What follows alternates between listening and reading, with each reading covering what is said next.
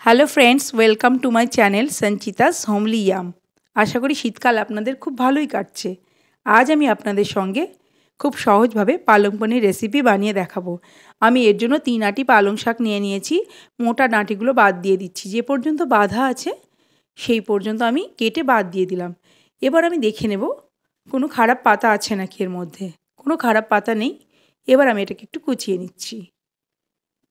তারপর আমি ভালো করে ধুয়ে নেব। ভালো করে ধুয়ে নিয়ে আমি একটা গামলার মধ্যে পালং শাকটা দিয়ে 2 গ্লাস জল দিয়ে দিলাম। এবার আমি জলটা ফুটতে দেব। জলটা ফুটে উঠলে আমি 2 মিনিট ফোটাবো। 2 মিনিট আমি সেদ্ধ করে নিয়েছি পালং শাকটা। এবার আমি আঁচটা বন্ধ করে দিলাম। আমার কাছে বরফ ছিল না, তাই আমি ফ্রিজারে জল রেখে ঠান্ডা করে নিয়েছি। সেই ঠান্ডা জলে আমি সেদ্ধ করা পালং শাকটা দিয়ে দিচ্ছি। এতে কুকিং প্রসেসটা বন্ধ হয়ে যাবে আর পালং শাকের রঙটা খুব ভালো থাকবে। একদম ঠান্ডা হয়ে গেছে। আমি এবার জল থেকে ছেঁকে নিচ্ছি। একটা স্ট্রেনারের মধ্যে সেদ্ধ করা পালং শাকটা ঢেলে দিয়ে ভালো করে ছেঁকে নিলাম। এবার একটা মিক্সিং জারে পালং শাকটা আমি দিয়ে দিলাম। এতে আমি দিয়ে দিচ্ছি 5 কোয়া রসুন, আর দিয়ে দিচ্ছি অল্প একটু আদা, 2টো কাঁচা লঙ্কা।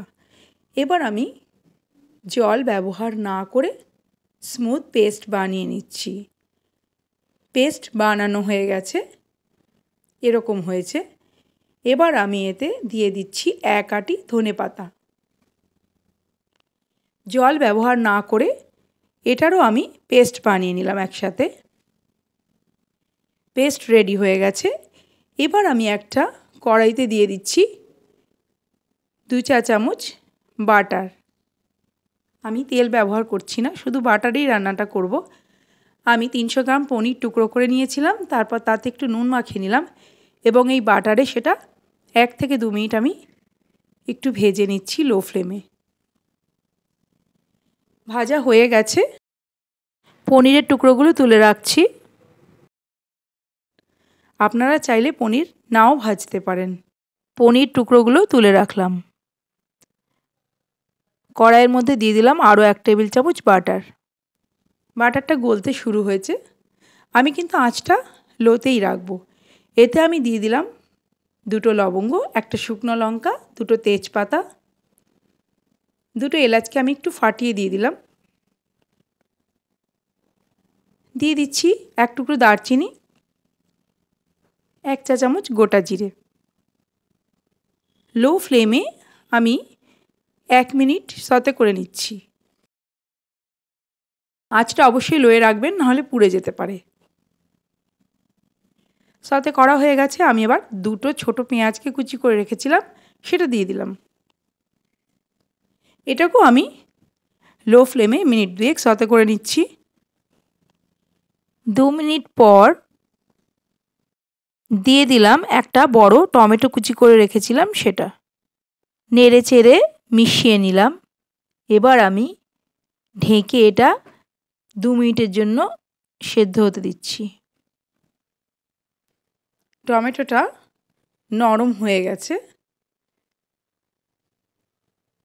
এবার আমি এর মধ্যে দিয়ে দেব গুঁড়ো মশলা।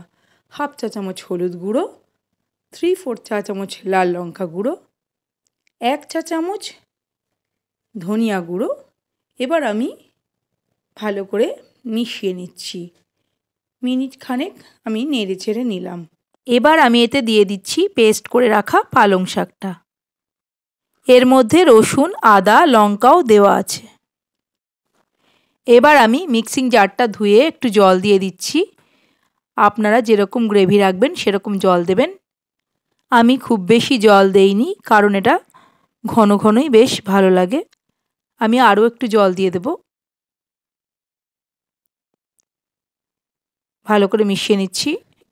ফুটে উঠেছে। এবার আমি এতে দিয়ে দিচ্ছি ভেজে রাখা পনির। ভালো করে মিশিয়ে নিচ্ছি, সাবধানে যাতে ভেঙে না যায় পনির। আমি পরিমাণ মতো নুন দিয়ে দিলাম। ভালো করে নেড়েচেড়ে মিশিয়ে নিচ্ছি। এবার আমি ঢেকে লো ফ্লেমে 5 মিনিট আমি এটা রান্না হতে দিলাম। 5 মিনিট হয়ে গেছে।